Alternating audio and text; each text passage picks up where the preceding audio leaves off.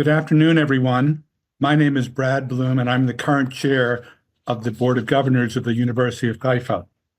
I'm looking at the chat, and I've already seen that Sonia's joining us from Germany, of course. We have people from around the world, and I think we're expecting something like 700 people. So we thank you for joining us, and we'll be joined by some others via Facebook, I'm told. The theme of this webinar is Revitalizing War-Torn Northern Israel. And this is obviously being done from the perspective of the University of Haifa, in that there are many organizations in Israel, outside of Israel, nonprofits, governmental organizations that are engaged in this. And we thought it would be helpful to those who support us and are interested in our efforts to spend some time with our leaders today, reviewing exactly what the university has been doing during the past 15 months or so, and how we look towards the future with our new initiatives. We're joined as our two panelists today by our president, Gur Alroey, and by our rector, Mouna Maroun. Both of them took over their positions on October 1st, 2024. So they've only been in their positions a short period of time, under 3 months, but it's really been actually 4 months, but it's been an amazing time for them. And indeed, Gur was the former rector, and so he was engaged in all of these efforts over several years, particularly since October 7th. And Mouna has been a leader and a member of our faculty for over 20 years. I'll introduce them both a little bit in a second before they begin to speak. But both of them have more than 20 years of service with the university, and an extraordinary amount of experience that they have brought to the problems facing the North and to the problems facing the university. There's 4 areas that we're going to explore today and creating a bit of a flow, starting with the internal perspective of how the university supported our students, faculty, administrators, and staff from October 7th forward. And obviously, different people require different support, given the challenges and responsibilities they faced. And I would just like to remind people that during this period of time, this initial period of time, that Ron Robin was our president, and he led those efforts with the support of Gur and Mouna. But really an extremely challenging time, but you hear from both of them on that. Secondly is the external perspective, how the university is using our distinct resources and institutional strengths in the North to help those most directly affected by the war, and in particular, the 90,000 people in the North who have been displaced as a consequence of the war itself.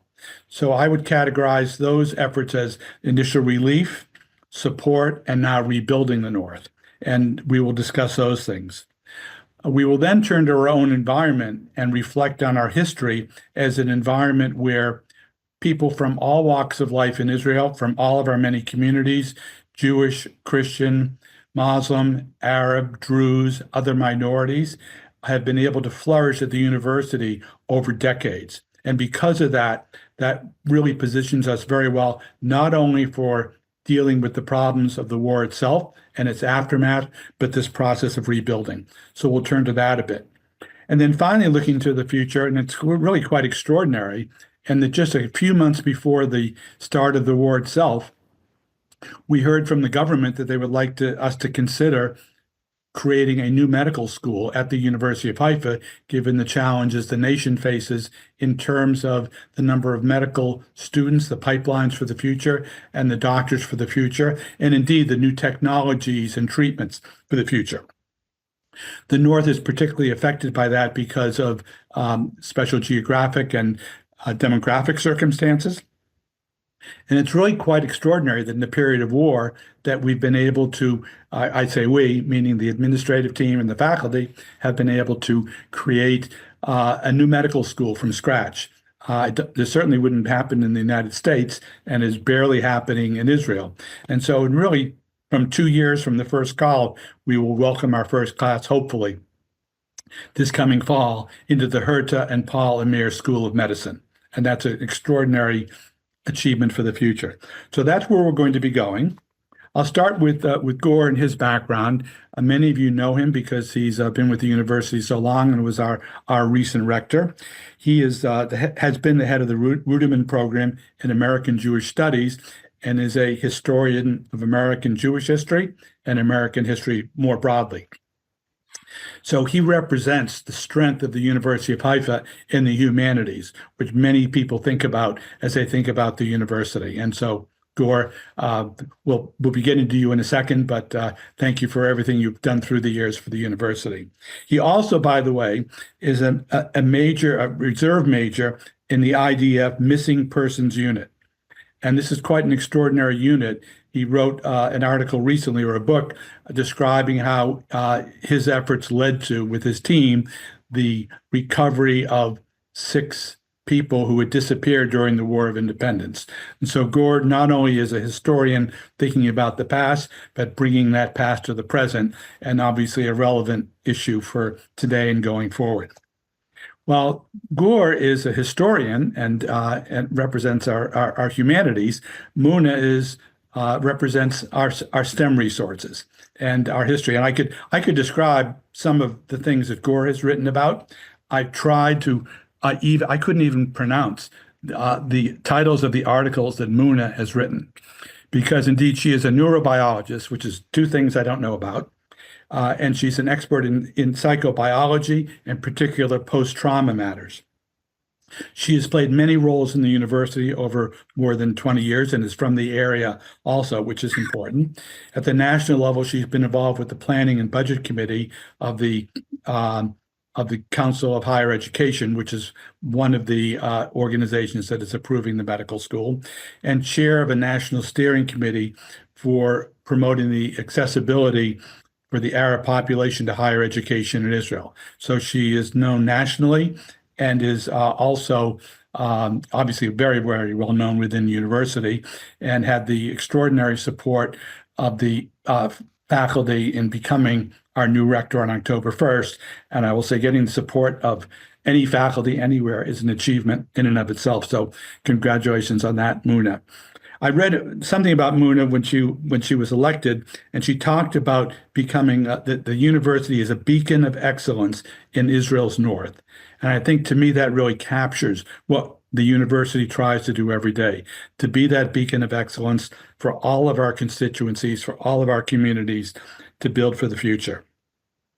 So with those introductions, Gore, I'll turn to you to start, and perhaps talking about what you and Ron and Mouna and everybody else did, starting probably on the day of October 7th, in responding to the needs at that time, and leading up to the reopening in January, just a few months later. And Mouna, if you would join him along the way, hopefully we can get both of you involved in each of these questions. Gore? Yeah. Thank you, Brad, for the very generous introduction. I would like to add, if I may, that if we want to be optimistic about the future of the State of Israel and the Israeli society, it's that webinar, where Israeli Jew as president and Christian Arab woman as rector, historian and neurobiologist running the university in a society that is very polarized in the last 2 or 3 years. So if we want to be optimistic, so Haifa, the University of Haifa is the model of shared living, where Jews and Muslims and Christians and Jews can not just can live together, but share the classroom, courses, programs together. So I feel very fortunate to be the president of that institution. Running a university in normal times is not easy. So, of course, during in times of war, it's very tough and complicated because of many reasons. Because the war, because our students are reservists in the IDF units, because we are Arab students, and we should think how to bring them together and how to keep our routine and tolerance in the campus. So the last year was very, I would say, very challenged, because many of our students in one day, in October 8th, and a week later and 2 weeks later, just went to the reserve duty, to what we call in Hebrew miluim. We didn't see them in about 100 days, 200 days. Some of them were in the miluim in about a full academic year. And I think that our moral obligation is to take care of them during the war, and no less important, the day after the war. Because during the war, they miss classes, and we will help them with the courses they missed. But we have to think also about the day after, because the next years are going to be very tough for that students, because they are going to miluim in about, I would say, between 60 to 90 days per year, and they are going to miss so many classes in the next year. So how we are going to help them? During the war, during the last year, we helped them by financial support, scholarships. We recorded classes for them. Those who came back from the miluim, they have kind of private lesson from our faculty members. We gave them different dates for exams, because if they miss one, they can do it in the second date or another. And above all, we gave them a mental support. By the way, not just for the reservists, but also to their families. Many women with little children were stay at home, while the husband and the father in the war, and they have to take care of the family, take care of the kids, and how the University of Haifa as a community helped them. So I would say there is and there was a different circles of support for that students. And I believe that we should continue with that support, but it's not just happened in the last year. It's going to be part of our routine also in the next year. I will talk maybe later about the other challenges, but I would say that today the biggest challenge is to help our reservists back to school as soon as possible and help them to finish their studies with success. Can I add, Brad, a few things? Okay. Thank you very much, Brad. Thank you very much, Gur. I'm very happy to be the rector of the university. As Gur said, I was elected by the Senate of the university in the mid of the war, and to elect an Arab woman during these times, difficult times that Israel is underwent, I think this is something that should be attributed to the strength and the uniqueness of the University of Haifa. I work on trauma, as you said. I work on post-traumatic stress disorder. I work on animal models in the labs. And I always, when I talk about trauma to my public, I say, do you remember where you have been on September the 11th? Because, it was a trauma. However, sadly, since what happened in Israel after the massacre of the 7th of October, sadly, I ask my audience, do you remember where have you been in the 7th of October, because I think there is no one in Israel that does not remember the moment that he or she heard about the horrible news of the attacks of the terrorists of Hamas. I think it was a trauma. I believe it was a trauma for both Jews and for Arabs. For us, for the Arabs, it was a double trauma, because knowing that the Palestinian people Hamas can do and act like this. And the second thing is to be traumatized citizens of Israel. So in terms of our university, and as you probably everyone, the audience knows that 45% of the body of students is Arab. So we were terrified about reopening the university in October or the month later, immediately after October the 7th.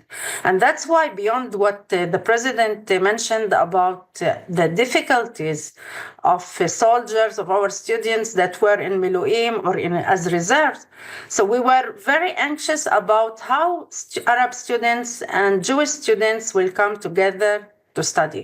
And for this, our university did tremendous efforts in order to promote circles of dialogue over 2 months before the opening of the university. So we promoted dialogue, we promoted circles in order how to train our faculty members to manage conflicts if they will happen.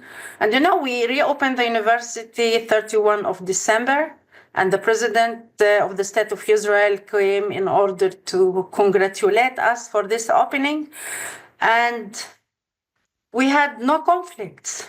I mean, Arabs and Jews were happy to come to classes and to study together. So we were on T-shirts, the faculty members, and going around in the campus and talking with the Arab students and with Jewish students. And all of them agreed that they choose to come to our university because it's a beacon of sanity, okay? And another thing that we did during these difficult times, many families from the south of Israel were displaced and they were hosted in our dorms, and we did activities for everyone. So now we have our students, and beyond the mental health support that we provided for families, for faculty members, for students coming from the north and from the south. And as Gur said, now the biggest challenge is to maintain these students that serve in the army, sometimes over 250 days a year, to succeed in their studies. So they need mental support, they need financial support, but they need to be with us. Thank you. Thank you, Mouna. I don't think I can overemphasize what the two of you and your colleagues did during this period of time. The expectations were such that we were all worried. Particularly given what was happening on American campuses, and people would say to me, oh my goodness, it's going to be very difficult over there. And it was sort of stunning that given the preparatory work that you've done historically, the existing relationships and your special efforts, which Mouna, you just described, that it was an extraordinarily easy transition. And yet more than a year later, we still have people in reserves, people who are affected, and you're continuing to do that. So that won't end anytime soon, but it will hopefully diminish over time. And we'll begin to welcome those people, those students at graduation as they move on to achieve their goals in life. Let's turn to the external perspective for a second. And this is, how does the university now, going beyond our internal constituencies, to think about the North, to help the populations of the North, and it goes beyond what Mouna described in terms of trauma, post-trauma, but really into that stabilizing and rebuilding, particularly as people return home in the North. So Mouna, maybe you start first on this, and Gur will follow. Okay, so I think that we have damages, and we need to work. We need to invest efforts on several aspects, because maybe that the war in the south of Israel was a little bit distant from us, and we only felt the tension, and we heard about it in the news.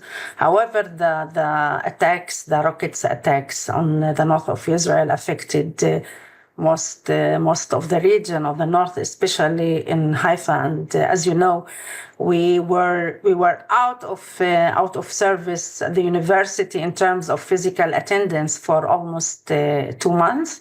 And however, we kept everything because we couldn't, because our campus was threatened because of the tower. It is visible everywhere, from everywhere, and we avoided to have any risks for our students and faculty members.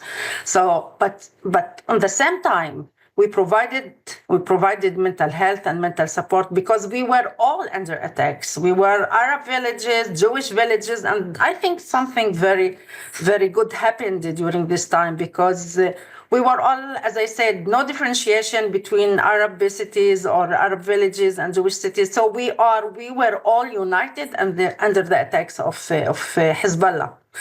And there are two different levels that we need. We are putting several efforts in order to recover and to heal the north of Israel.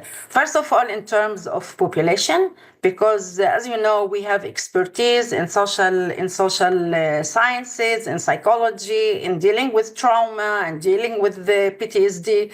Today, I had a talk about how we can increase the number of psychologists and therapists that they can really help the people of the north of Israel. Many people were displaced. About, as you mentioned, about 90,000 people were displaced from their town, and we need to do research in order to promote their resilience.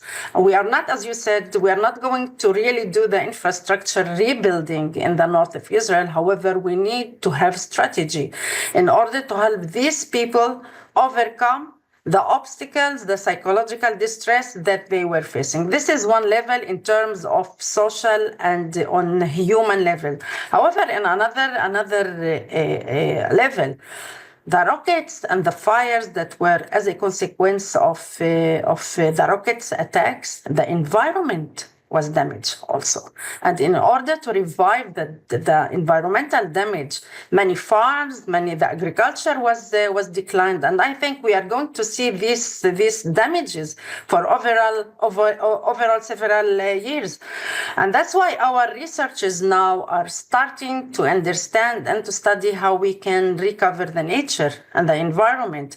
We have a strong school of environmental studies. We have a very strong school of marine sciences, and we are working in order to combine efforts in order to know how we can re-establish the ecosystem of the north of Israel. So we are working on both the human mental health and welfare, and we are also working on the level of the nature, environmental and natural resources in order to know how we can rebuild the north of Israel.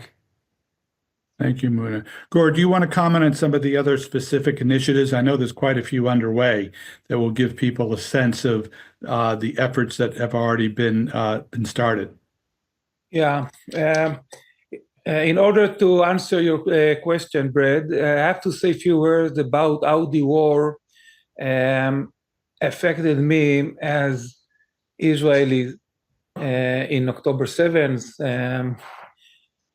I have to say that the October 7th pogrom is a trauma in both national and personal level. And I emphasize the personal level.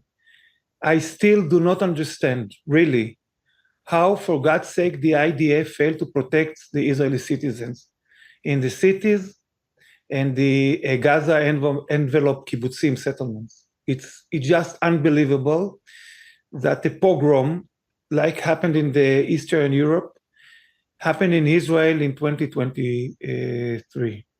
And Israeli citizens, were murdered, women were raped, babies beheaded, hostages. So it's really horrible. And 90,000 Israeli citizens were evacuated from their home in the north, all over the country.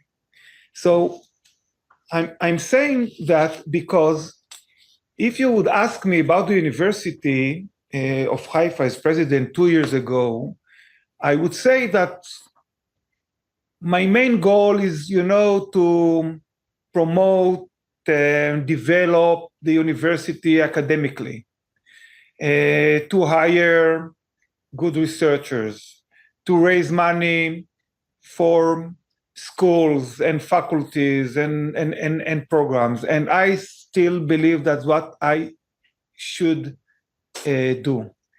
But today, after October 7th, I think that as president of the university, in Israel in general, and Haifa in particular, it's a national mission to rehabilitate, to recover the north and to think about how about rehabilitation of the north. I'm not just president of academic institutions. I'm also Israeli citizen, president of the university, that think together with the team and the faculty members what we can do and how we can help the people of Israel and the people of the north. And of course, I'm not going to replace the Israeli government and all the social security, bituach leumi, but I think that by the academia, we can support and we can help the Israeli citizens, both Jews and Arabs. And otherwise, we are just an ivory tower. We are doing my research, our basic research, and I think it's a huge mistake. We must just pull out the faculty members from the ivory tower and make them much more involved in the communities all over the north, and to help them to rebuild their communities that destroyed during the war. So this is, I think that as academic leaders in Israel, this is my mission today. And because of that, in fact, we are launching a campaign called Home Again, and we are trying to raise money for the North, for the benefit of the North, by helping them in mental health, in law clinics, by social workers, all the good things that we are doing in the university.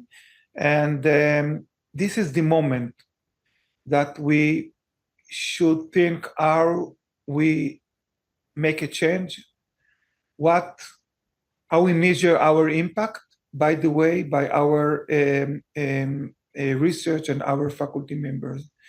So I would call it today a national mission, and the University of Haifa is going to be a crucial part of it, and I believe that we will succeed. Thank you. If I may add something to what Gur described, it's really a national mission. I remember that immediately after the 7th of October, our researchers in the School of Psychology really started by treating the Nova survivors. And immediately after Majd al-Shams, I don't know, it's a Druze village in the Golan Heights, where a rocket killed 12 children playing football. We were the first, our psychological clinics immediately access to all the services of mental health, of psychology, of psychotherapy, in order to provide support for their families. And I think, it's like, as the Gur said, it's a national mission, starting from the south of Israel to the north. But because we are located in the north, because the north of Israel is, let's say, it's the most sane part of Israel, of dialogue right now in Israel, I think it is important to make this focus. I would like just to tell you something. 2 months ago, there was a small conference in our university about Christian communities in Haifa city. And at the Haifa University, the cardinal, the special envoy of the Pope Francis, came to this conference, and I had to greet the religious leaders, Muslims, Druze, Christians, and Jewish. And it was the beginning of December. And I said that the star of Christmas is not located anymore above Jerusalem. It's not located anymore above Bethlehem, because there are no Christians on these places, and the tension is tremendous. It is located above the University of Haifa, because it is promoting dialogue, because it is promoting shared life, because we can be the engine and power for recovering and healing the north of Israel. Yeah, and Brad, 1 more minute. We are talking about, there is ceasefires between Lebanon and Israel, and we are talking about the returning of the resident to their home. But I'm not sure that many of them will return back home, not because the ceasefire, or they don't believe in the ceasefire and they're afraid from the Hezbollah, but because many of them live in the last year and a half in all over the country, and they understand that the health services are better in Tel Aviv, the education is better, the entertainment is easier. So everything, the education system is better. So why to return back to the periphery? Why not to stay nearby Tel Aviv and to live there? Because they compare their previous life before the war and to now, and many of them, I'm not sure will return back home. And this is our challenge as academia, to provide them incentives like scholarships, like free tuition, like many other things that the academia and the higher education can provide them to back their home. And we should open our gates to them. Not, by the way, not just the academia. I believe other a civilian institution along the borders and the north. So we should think about it, that not all of them will return back home, and it's going to be really a crisis if that citizen will stay in the center of Israel, and I think this is one of our challenges that we should try to solve in the next years. Right. And it's something that I know you both are thinking about. It's also something that, honestly, the government needs to take the initiative in so many areas, given the budgetary allocations that have been made, but not necessarily dispersed or implemented. So we'll see where that goes. I know down south, where things were quieter earlier and people went back during the summer, they had a much larger percentage of people return. Again, different housing and different circumstances. Obviously, the people from the north, if their kids are in school and it's mid-year, you need another school break to probably do that. So hopefully a year from now, we'll have this conversation and the number will be much higher. Obviously, a tremendous amount of destruction of homes, fields, and the forests up north. So, but that is something that's on our radar. I think we've covered implicitly in this the areas of shared society and the history of the university. So I'm going to skip over that as an agenda item and add, I think a number of people on the webinar want to hear about the the issues of climate change, and as we rebuild the North, some thoughts there. I know there's also some of the new things we're doing in marine science, marine archaeology, which kind of span, I would say, both your expertises, in that marine archaeology includes the history, but it also includes the science to study the history. So maybe turn to that a little bit, and then we'll go to the new medical school as our final category, and then we'll have time for a few questions. Yeah. Okay. So maybe I will talk about the new initiative that we are trying to establish at university. Is the National Center for Marine Archaeology, what we call it's kind of arco diplomacy. We are very, very good at School of Archaeology at the University of Haifa, #1 in Israel and one of the best in the world. And when we thought about the Center for Marine Archaeology, the idea is to establish the center and to bring together countries around the Mediterranean basin, both students and faculty members. Now, think about it. Faculty members and students from Morocco, Portugal, Spain, France, Cairo, Cyprus, Malta, Greece will come together, or we are going to bring them together to the center. We are going to make a study sailing around the Mediterranean. And I believe that, it's really, we have really a great opportunity to change the region by that center. Maybe not next year or the next 2 years, but I believe the next decade. I'm happy to say that the president of the State of Israel, President Herzog, gave me a letter of support of that initiative. And we believe that by the different civilizations around the Mediterranean basin, we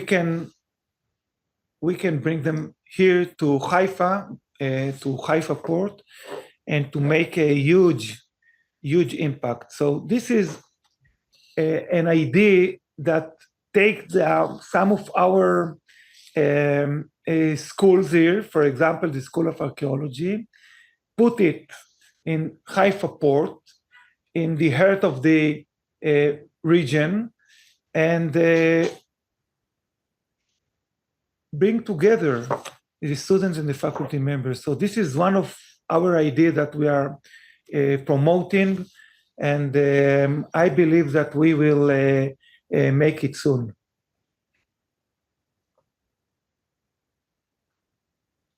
Mouna, anything to add just in the broader area of climate change, and particularly the North and some of the challenges there? Some people are interested. Of course, the sea and the ocean is becoming one of the sources of the future of humanity. And I think beyond the archaeology of the marine archaeology, that will also join efforts between all the Mediterranean basin, as the president mentioned. I do hope that, and I think that Gur joins my wishes that maybe one day we can see also Syria and Lebanon joining this activity. And I don't think that day is very distant, with everything that is going, the changes, the political changes that we are facing now. I think maybe in 2 years, 3 years, 10 years, in 1 decade, we will have them. But I think our beyond also the archaeology, the marine archaeology, and I think the marine school in our university is very important, because it's very unique in the academia in Israel. I think we are the only, for the moment, we are the one and the only School of Marine Sciences. And we have a consortium with other universities for the research of marine sciences, because as I mentioned, it's going to be the future of humanity, because now there is a shortage in food on the earth. So agriculture is going to be in the sea. And in this occasion, we just started this year marine agriculture, and I think Gur established this program. So we are looking forward for cooperation and in order to make this world a better one to live. Yeah. And you know, Brad, if you would ask me to define the University of Haifa in 3 words, I would say, just in 3 words, we are University of Mountain, City, and Sea. And in another 3 words, environment, society, and human. That is University of Haifa. And Mouna talk about the School of Marine Sciences. I talk about the marine archaeology. But we also talk about a diverse communities. We talk about research in the mountains in Carmel and the other places around the world. So in one hand, we are very global, and the other hand, local. But the most important thing is how we make impact by academia. And because, you know, you usually talk about basic research, which is extremely important for every research university. But we must change our reality, and we must change our region. And I agree with Mouna that maybe one day, as a Maronized Christian Arab woman, she will be, we will sign on MOU between University of Haifa and some of the Lebanese university. And it's possible. Just before the war, by the way, we signed on an historical MOU between 2 Moroccan universities and University of Haifa. And one of them is Abdel Malek in Tangier, which is extremely important for us because Tangier situated on the Gibraltar Straits. And for the marine sciences, it's very important because of the marine sciences, because the biology species in the straits are different from Israel, the Mediterranean in Israel. So, and the Moroccan university are going to collaborate with us. So that's how we, Mouna and me, think about not just the North, which is of course important, but also about the region. And once the leadership of the university is Christian Arab and Israel Jew, I think it's possible. It's really possible. Yeah, absolutely. Well, we could probably take another hour just on marine science and marine archaeology.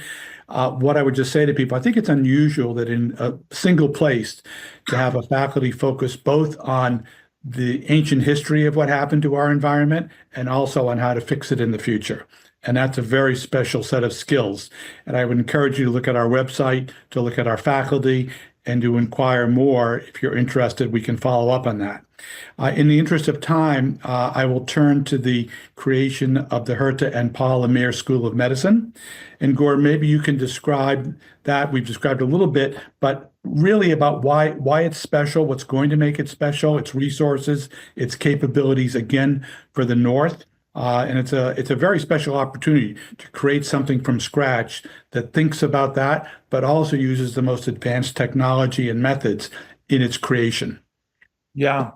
I think this is my biggest challenge as a president of the university, our new school of medicine.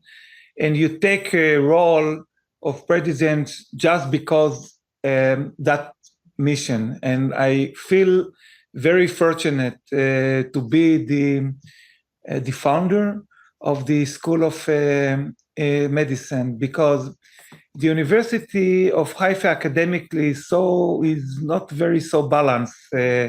We don't have engineering, and we didn't have medicines, and now we have medicines, and the School of Medicine is going to be game changer, not just from the university, but also for the state of Israel, the city of Haifa, and the north of Israel, thanks to the huge heart and the generosity of Herta Amir, which is a very good friend of our university for a long time. And in Israel, there is a shortage of doctors because many of our doctors arrived from the former Soviet Union in the early 90s, and now they're retired. And on the other hand, the growth of population. So we need urgently new doctors, and the University of Haifa is going to train them in 6 years program and to train them to be good doctors. But no less important, we are going to do a huge effort that when they finish their studies, they will stay in the north and not move into the state of Tel Aviv, because this is the main problem, I think, of Israel, that so many young people just move to Tel Aviv, and Tel Aviv became the economic center, and it's really bad for Israel. So the challenge is how, after they finish their studies, they will stay at the north. We have strategic collaboration with the Clalit Health Service. Now, the Clalit Health Service is the biggest health service in Israel, mainly in the north.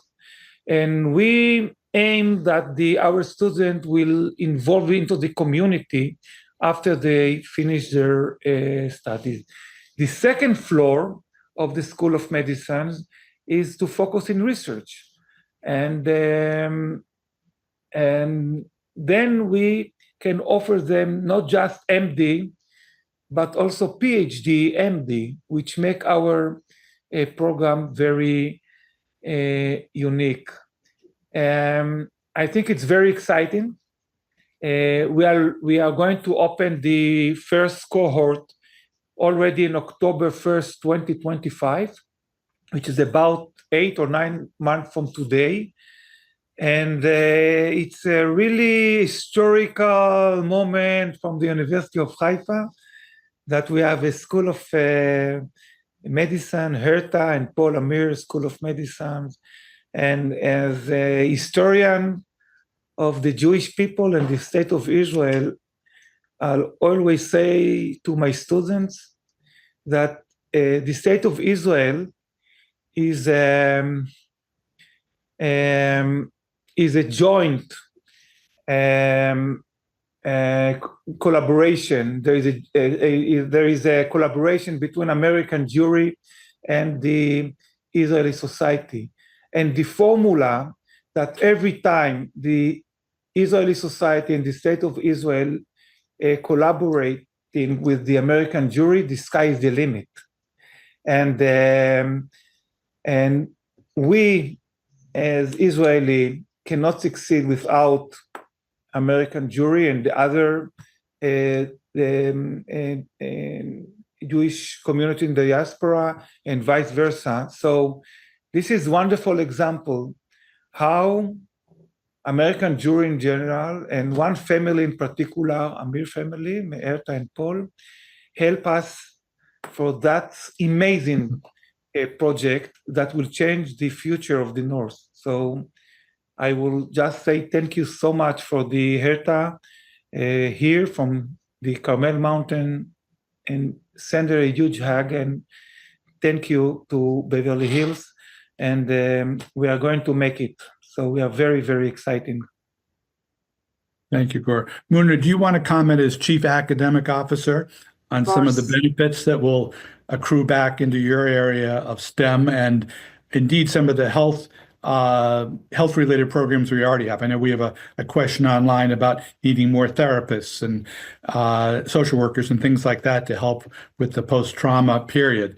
But there are those two things. So how will this enhance our overall capabilities in that broad arena as well as the sciences? Yeah, of course. Thank you, Brad. I second Gur by saying it is really a significant collaboration between the generosity of Herta Amir and our student and our university and the Herta and Paul Amir Medical School. It would be not only a game changer for our university that is more oriented on humanities and social sciences, but it is a powerful testimony to our belief that education could be a force for transformation. So the medical school, it will join two excellent faculty that are existing in our university, the health and welfare excellent faculty and the natural sciences. And, when Professor Chaim Bitterman, the future dean of the medical school, wanted to establish a program for the medical school, we realized that it is going to be based on many of the existing courses, because, as I said, we have two amazing faculties, the health and welfare and the natural sciences, including all the STEM fields.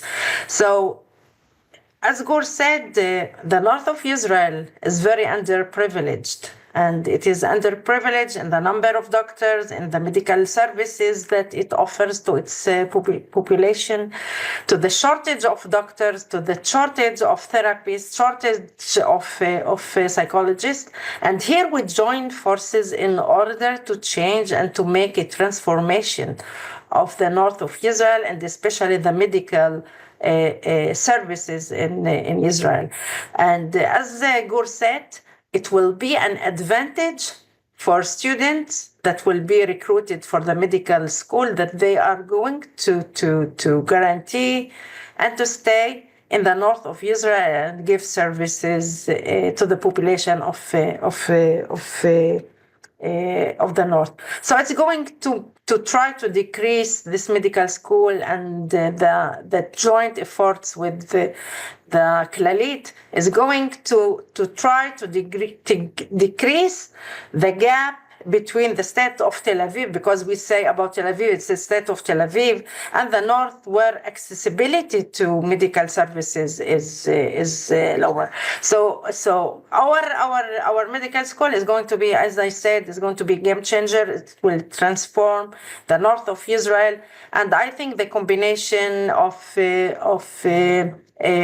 efforts and faculty members from the health and welfare and the natural sciences is going to prepare our doctors in a better way, because now the programs, there are very classical programs in medical school in the other faculties in the universities in Israel, and here we are going to make a unique program of training in which medical students are going to undergo more interaction, more contact with the communities, and not only with the hospitals, because they are going to join local medical services, and like this they will be exposed to patients in practice more than they will do it only in hospitals, because as everyone knows, hospitals is one component of the medical training. However, clinics and local services are the majority of clinical medical contact between medicine and the population. Thank you. And I would just add, you mentioned Professor Chaim Bitterman, who's going to be the dean of the school, and he is very accomplished throughout Israel, a long history in the medical arena at the national level, as well as his own training and running hospitals. So we've got a real veteran in leadership there. And two examples he gave me about how things might be different from the north. One is that if students want to pre-commit to an area, they might accelerate the program academically and go into that area in the field. So you would get people that have specialties into the more remote areas. In addition, you can use obviously technology and communications to have diagnoses and support from afar. So it isn't just, we can use the best of technology. And then more at the human level, he spoke about the idea that to work, and he said, I didn't invent this, I saw it in the United States when I was working there, to work with the local municipalities and to make sure that when a doctor is going to an area, that the spouse and the family are treated in a way that they want to stay there. Mouna is smiling. And that's an important element because if you get a spouse the right job and you get the right housing and the right school, then all of a sudden the quality of life becomes very attractive versus, let's say, the congestion and other challenges one might face in Tel Aviv. So just like every other country in the world faces these challenges, big cities versus rural areas, and hopefully we can use some of those disadvantages and turn them into advantages. So we're all very optimistic about. Oh, go ahead. So, Brad, to mention maybe Gur, if you would like to expand it, that we have a nursing department, and the nursing department is ranked in Shanghai rankings on the top in the worldwide. And also Gur secured a big donation for establishing a very modern center for how it is called, I forgot the name, regarding the nursing and all this. Sorry, Gur, please. Yeah, it's we call it advanced. Yes. To be a pioneering center for nursing, especially in technology, VR, sophisticated dolls, and a simulation room that it's really important. And all together with the School of Medicine, we are going to be really an empire, both in medicines and in health studies. So the University of Haifa is in about 2 years is going to be changed dramatically, but for good, and because many good reasons. So so this is the nursing advanced center. Yeah, and indeed, I think in Israel, I know that one of the things we're working on is we have in the States is having more qualified nurses at higher levels to bridge the gap between the doctors and the nurses. We would call them nurse practitioners or physicians assistants, but getting into that also, I would also comment that in approaching that, by working with Clalit, we're able to leverage their clinics and get people closer to the patients early in their careers. And that's really important. A little parenthetical that people might not know is about 30% of the doctors in Israel happen to be Arab doctors. They're from the Arab community trained to be doctors. And so that's also, we have that in nursing to a different extent. But so this is, again, an area where taking advantage of the skills of all of our populations is really, really important. And we look forward to doing that with the Herta and Palomir School of Medicine. So I think we've reached our hour here. And I note in the question areas, people have questions about the role of the university working with the NGOs in the North. Yes, there are many people working and doing great things. I think our schools, our faculties, and our individual professors will be available to help them over time. And we'll continue to work in all arenas moving forward. So I think with that, Gur and Mouna, I would just wrap it up by thanking you and thanking all the people who joined us from around the world. We have supporters from Europe, from Brazil, from East Asia that have joined us. And so it really is reflective of the support we have and the interest we have. And I would encourage you to all reach out if you have particular interests and would like to have direct follow-up, which we're happy to provide. I think, Gur, you were going to say something else? Yeah. Before we finish the webinar, I would like to thank you, Brad, as the chair of the Board of Governors. We, Mouna and I, feel very lucky that that we have a chair like you, and you are one of the great supporters of the State of Israel, the city of Haifa, the University of Haifa, and of course the School of Medicine. So, on behalf of our university community, Brett, thank you so much for leading us for huge success in the next year. So thank you. Thank you very much, both. Brett. Thank you both. And I'll just say it's a great joy to work with you. And I encourage everybody on this call that if you have an interest, you want to pursue something, we will find the right partner for you to work with at the University of Haifa. So thank you for joining us today, and be well. We'll see you again soon. Thank you very much.